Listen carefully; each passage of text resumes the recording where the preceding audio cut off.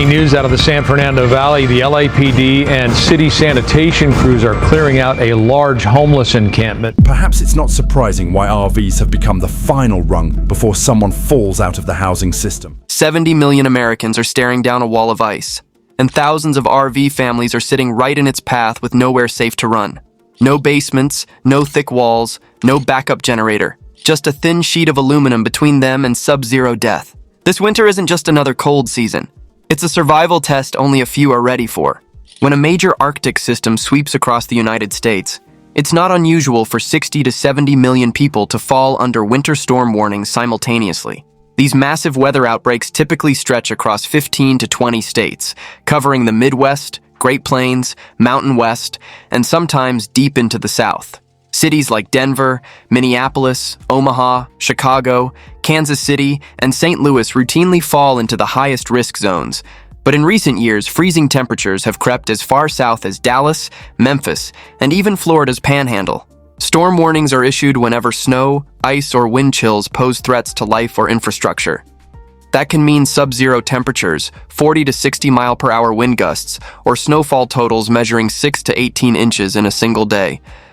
Road closures can stretch hundreds of miles, leaving anyone on wheels completely stranded. For RV full-timers, these warnings matter more than for households living in traditional homes. Most RVs are designed for three-season travel and struggle to handle single-digit temperatures, let alone wind chills dipping to negative 20 degrees Fahrenheit or worse. When forecasts announce storm warnings affecting tens of millions, it's more than a broadcast weather alert. It's a survival countdown. Homeowners bunker down, renters stock up, but the thousands of Americans living in RVs and vans must decide whether to outrun the storm, ride it out, or risk being stuck in a frozen dead zone with no heat, power, or safe legal place to park. Temperatures below 32 degrees Fahrenheit start the problems. Water lines freeze, propane use doubles, batteries drain faster. But when the mercury plunges into the teens, or wind chills go below 0 degrees Fahrenheit, RVs move from uncomfortable to genuinely dangerous. Many travel trailers and Class C rigs have insulation R values that are 1/4 of a normal home. Heat escapes quickly, and heaters run non-stop just to maintain 50 to 60 degrees Fahrenheit inside. A single propane furnace can burn through 1 to 2 gallons of propane per hour, which means a 20-pound tank can empty in less than 24 hours during extreme cold. Wind chills below negative 10 degrees Fahrenheit create life-threatening hypothermia conditions. At that temperature, exposed skin can freeze in 10 to 15 minutes. Inside poorly insulated rigs, interior surfaces frost over, water condensates on walls, and mold forms within days. Diesel fuel begins to gel around 10 to 15 degrees Fahrenheit, stranding trucks that tow travel trailers. Generator oil thickens. Solar panels stop producing meaningful electricity due to cloud cover and snowpack. RV manufacturers label only a limited number of models as four-season capable. And even then, the guarantee means they can function in freezing temperatures, not that they're safe for long-term living. For RVers without hookups, staying warm becomes a race against time, fuel supply, and weather conditions. Those who underestimate the cold don't get second chances. Over the last 5 years, RV living has shifted from adventure-driven choice to economic necessity. In states like California, Arizona, Texas, and Washington, tens of thousands of families and single travelers have turned to RVs because rent increases have outpaced wages by 3 to 5 times. In major metro areas, the price of a one-bedroom apartment is often $1,600 to $2,200 per month, while many RV parks offer monthly stays between $400 and $900. For people who lost jobs, face medical debt, or were priced out by landlords, the math pushes them toward wheels instead of walls. Layoffs in logistics, manufacturing, retail, and tech have accelerated the shift. In some regions, the number of people living in vehicles, vans, RVs, buses, has doubled since 2020. Some counties report that 1/3 of their homeless population now resides in vehicles. In summer, this lifestyle can appear manageable. Boondocking on public land, seasonal jobs, mobility to avoid heat. Winter exposes the harsh truth. RV families often have limited savings, often less than $500 to $1,500 to survive emergencies. When storms hit, they cannot afford to flee nor pay for heated RV parks. Most tragic, Many RVers have children or elderly relatives on board. RV living is no longer just retirees chasing sunshine, it's working men and women trying to stay afloat. Winter storms punish those already hanging by a thread. Unlike apartment buildings and houses, RV parks don't stay open year-round. In the northern half of the United States, 30 to 60% of campgrounds shut down from October through March to avoid frozen pipes and collapsed sewer systems. That closure wipes out tens of thousands of legal spaces where RVers might seek safety during storms. Even parks that remain open often reduce services. Water spigots turned off, sewer lines closed, bathhouses locked. Enter the next problem. Demand explodes. Winter-friendly RV parks operate at full capacity, and monthly rates increase dramatically. An RV site that might cost $35 to $45 per night in shoulder seasons can jump to $60 to $95 or $800 to $1,400 per month, depending on hookups and location. For growing numbers of RV homeless, that price mismatch is devastating. Many families simply cannot pay. Some parks impose stay limits of 14 to 21 days, forcing constant relocation. Others refuse long-term guests altogether, preferring tourists over full-timers. When locations shut down completely, displaced RVers flood into the nearest alternatives: Walmart parking lots, city streets, or unsafe back roads. Towns from Wyoming to Oregon now report dozens of RVs clustered in industrial zones and road medians every winter. What looks like a manageable lifestyle during warm months becomes a shrinking map of options when cold weather arrives. One of the most dangerous realities of winter storms is how quickly RVs lose the ability to generate and maintain heat. Most rigs rely on a three-part system: propane furnace, 12-volt battery power for ignition, and optional 120-volt electricity from a campground or generator. When any one of those fails, heating collapses. During storms, propane deliveries slow, gas stations close, and distribution trucks struggle with icy roads. RVers can burn through 40 to 60 pounds of propane per week in extreme cold, costing $60 to $120 depending on region. Batteries also drain faster in freezing temperatures. Lithium batteries lose 20 to 40% efficiency, while lead-acid batteries can freeze solid below -10 degrees Fahrenheit. Parks ban running generators at night due to noise, cutting off power during the coldest hours. Solar power becomes nearly useless. A rig with 400 watts of panels may produce less than 20 to 30 watts under cloud cover, or zero when covered in snow. When all systems fail, interior temperatures can fall from 65 degrees Fahrenheit to below 40 degrees Fahrenheit within an hour and reach freezing within 3 to 5 hours. Thousands of RVers face this scenario every winter. When temperatures fall below 32 degrees Fahrenheit, RV water systems start freezing almost immediately, and everything changes for someone living inside. Most RVs have exposed tanks, valves, and plastic pipes hanging underneath the floor. These lines can freeze solid in 2 to 6 hours during sub-freezing weather. Once frozen, water pumps stop working, faucets run dry, and toilets become unusable. Families are forced to rely on bottled water for drinking, cooking, and brushing teeth. But that's only the beginning. If water expands inside pipes and tanks, they can burst, repairs often costing $500 to $3,000 depending on damage. Sewer lines present another major health hazard. If gray or black tanks freeze, sewage becomes stuck inside the RV. This forces people to either stop using the bathroom entirely or risk overflowing tanks inside cramped living space. Even four-season rigs struggle unless they have heated underbellies, tank warmers, and fully enclosed lines. Features more common on high-end fifth wheels costing $80,000 to $120,000, not on budget travel trailers or older RVs now used as housing. Public restrooms are rarely available during storms. Parks close bathhouses. Gas stations lock bathrooms overnight. Cities shut off public water points to prevent freezing. This leaves full-time RV families improvising, melting snow to flush toilets, taking bucket baths, or simply going without running water for days. A growing trend, especially since 2022, is the crackdown on long-term RV residents in parks and campgrounds.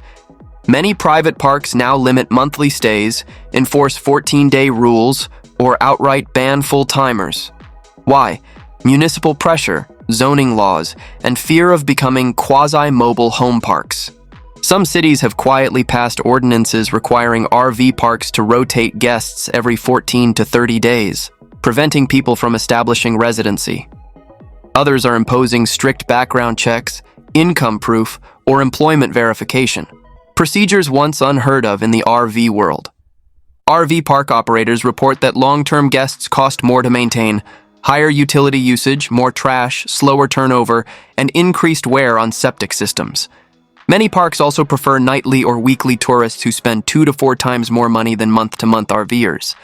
In popular winter states like Arizona, Texas, and Florida, RV snowbirds pay premium seasonal rates, often $1,200 to $2,500 per month. Parks push out working-class RVers to make room for retirees fleeing northern cold.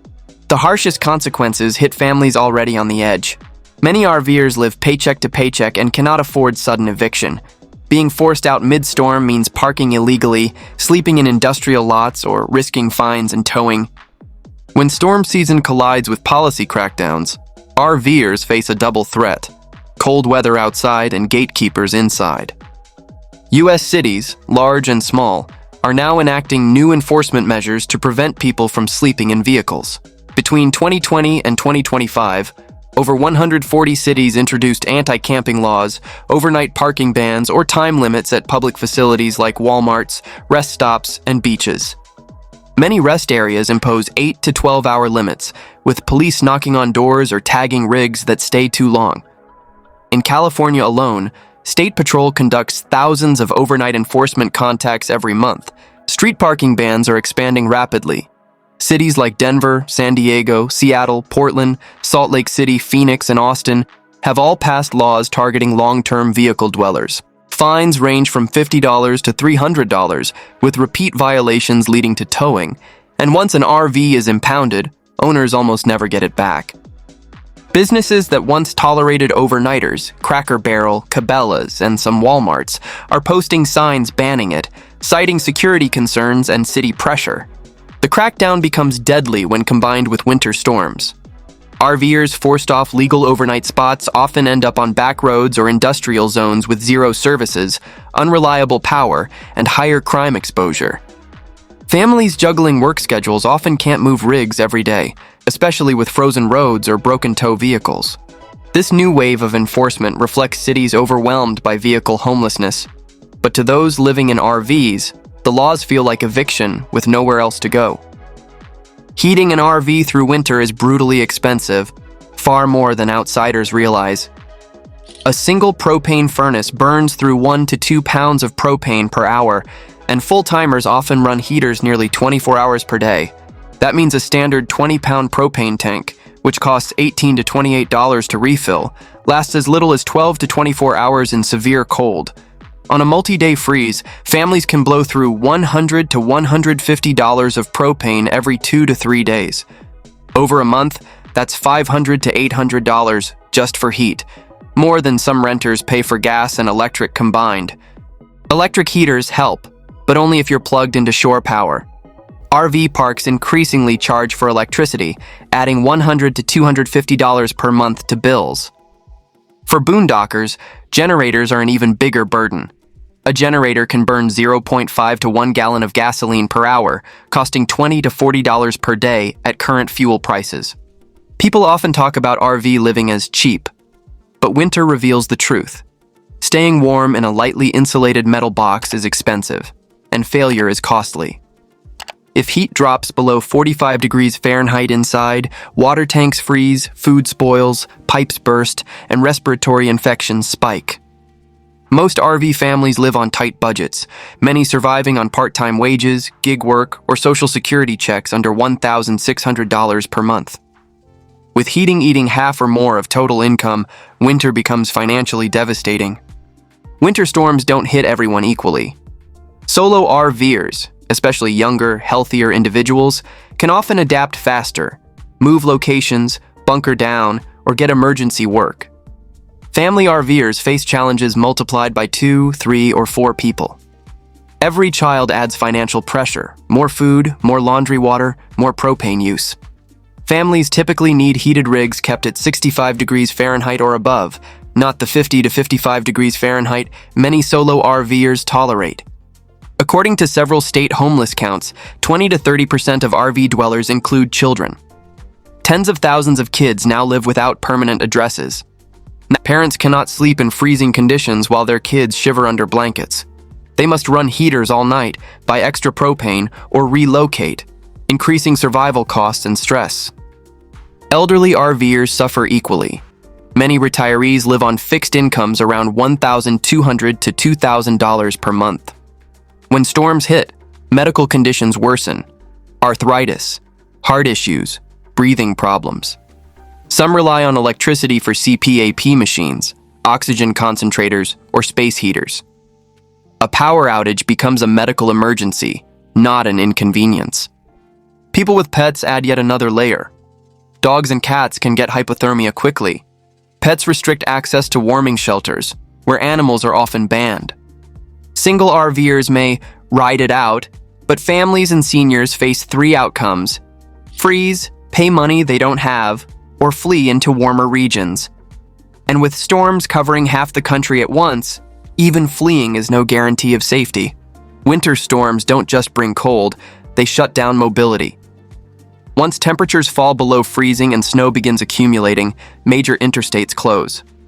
In 2023 and 2024 winters, highways like I-80, I-25, I-70, and I-90 were closed for stretches reaching 150 to 300 miles, sometimes for 24 to 72 hours. For families towing trailers, getting stuck behind a barricade means one thing: riding out the cold exactly where their rig sits, often with dwindling fuel.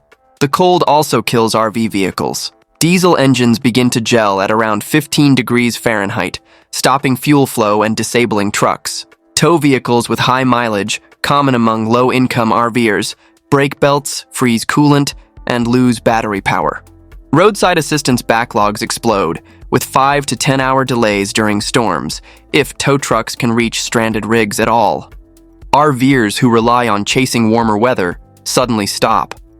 They may have planned to drive south to Arizona, Nevada, New Mexico, or Texas, but ice storms close passes into the southwest. Mountain corridors become death traps. Even minor mechanical issues can turn deadly. A freeze-cracked radiator, a dead battery, or a flat tire on a deserted interstate forces people to rely solely on whatever food, heat, and water they have on board. In traditional homes, winter means inconvenience. In RV life, disabled wheels can mean entrapment. Tow vehicles are the backbone of RV survival. But in today's economy, more RVers are towing with older pickup trucks, 12 to 20 years old, high mileage, rusted, and often long past warranty. As repair prices rise, these aging vehicles become ticking time bombs in harsh weather. A replacement transmission now costs $4,000 to $6,500. Diesel injectors $2,000 to $3,500. Even a basic alternator swap can run $600 to $900, thanks to parts shortages and labor costs. Because cost of living is crushing low-income families, thousands of tow vehicles are going without proper maintenance: bald tires, weak batteries, thin oil, failing brakes. In freezing temperatures, failures multiply. Diesel trucks face another major issue: fuel gelling. Without anti-gel additives, diesel solidifies at 10 to 15 degrees Fahrenheit, turning engines into bricks. Even gas trucks struggle with frozen fuel lines and dead batteries that lose 30 to 50% capacity in the cold. When a pickup breaks down, the RV becomes a prison. Without tow capability, families can't relocate to warmer regions or safer elevations. Their only option is to shelter in place, even when every weather map screams, "Get out." Roadside service has deteriorated too. Same-day repairs are nearly impossible. Shops are booked days or weeks, even in major cities. In normal life, a broken truck is an inconvenience. In RV life, especially in winter, it can be the final straw. When temperatures hit lethal levels, cities announce warming shelters and emergency housing, but RV residents quickly discover a hard truth. Most shelters don't accept vehicles, pets, or families with large belongings. Many RVers have pets. By some estimates, 50 to 70% of vehicle dwellers own at least one dog or cat. Shelters almost always ban animals for liability and sanitation reasons. Parents are then forced to choose: leave pets outside in sub-zero temperatures, or refuse shelter entirely. Another barrier: space.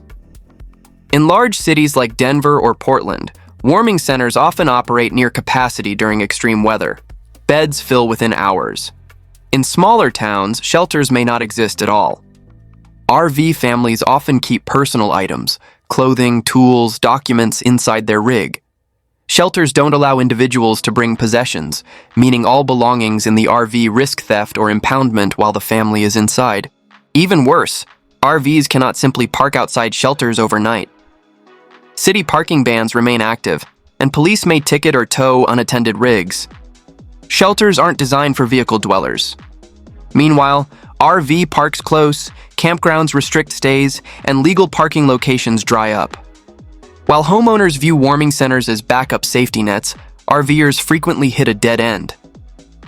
Come in, but abandon your rig, your pets, and your belongings. For thousands, that is no real option, and it leaves them exposed to the storm. Fuel is life when you live in an RV, and winter makes it scarce, expensive, or both.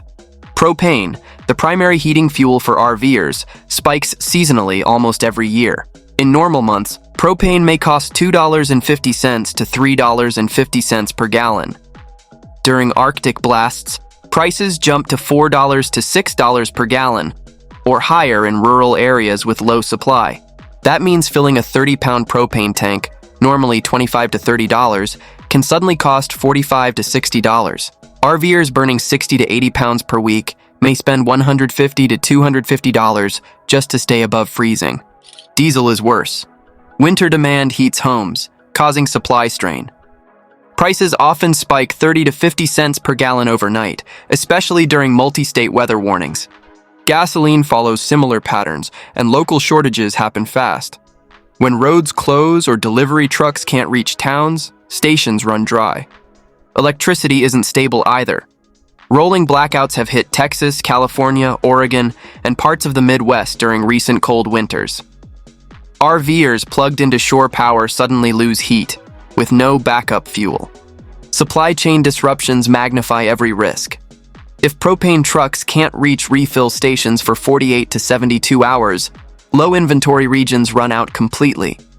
For middle-class homeowners, higher heating bills are painful.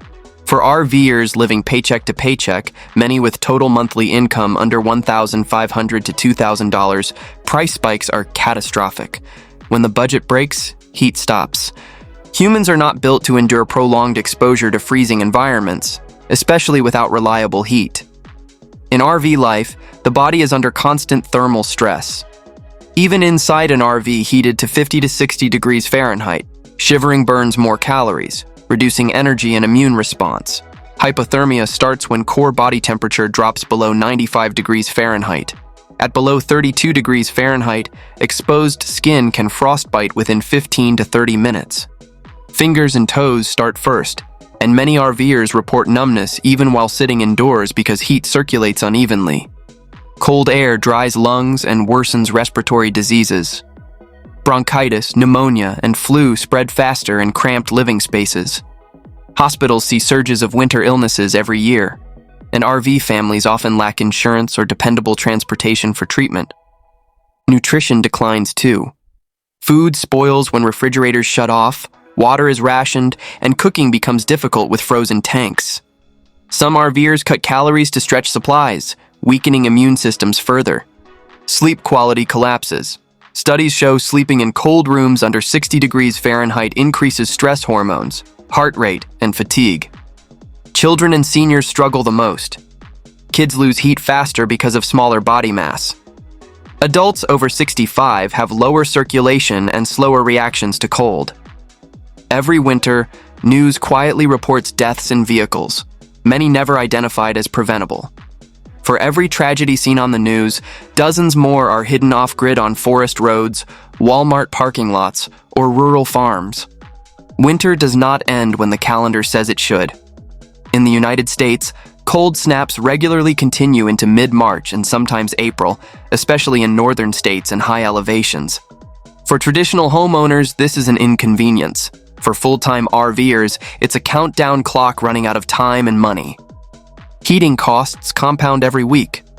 If a family spends $600 per month on propane during peak freeze conditions, adding 4 to 6 extra weeks means an additional $400 to $900 survival cost. Money many don't have. Supplies wear down too. Plastic tanks weaken from weeks of sub-freezing temperatures. Batteries degrade. Tires develop flat spots or cracks. Clothing and blankets become damp from condensation and repeated use. Mentally, extended winter is crushing. RVers experience weather-trap stress, feeling stuck, isolated, and powerless, especially when roads south remain snow-covered. Seasonal work disappears. National park jobs, construction, and campground staffing restart in May or June, leaving a long income gap. Families who coasted through storms in December and January start falling apart in March. Some rigs become uninhabitable. People abandon them on state land. Police departments report hundreds of RVs left behind every spring in states like Oregon, Nevada, Colorado, and Washington.